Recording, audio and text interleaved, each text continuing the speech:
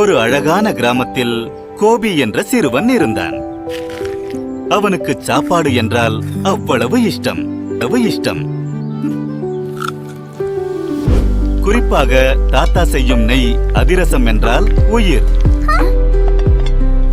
பொய் சொல்லாதவர்களுக்கே இது கிடைக்கும்.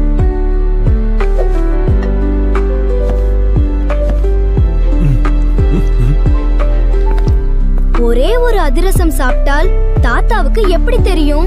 அதன் ருசி அவனை தூண்ட வரிசையாக 5 அதிரசங்களை சாப்பிட்டு முடித்து விட்டான்.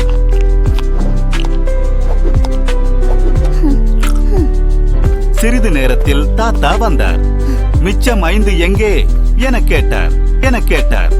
தாத்தா, ஒரு பெரிய காக்கா பறந்து வந்து சடக்குன்னு ஒரு அதிரசத்தை தூக்கிட்டு போயிடுச்சு. அதோட 4 ஃப்ரெண்ட்ஸையும் கூட்டிட்டு வந்து மீதி 4ஐயும் தூக்கிட்டு போயிருச்சு. அப்படியா?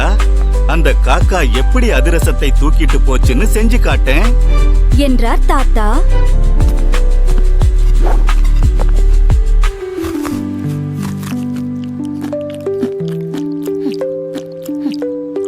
தாத்தா கோபியின் சமயோசித புத்தியை பார்த்து விழுந்து விழுந்து சிரிக்க ஆரம்பித்தார்.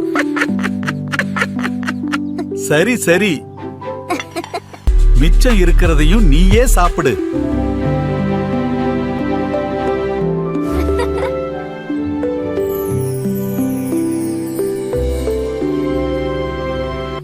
Please subscribe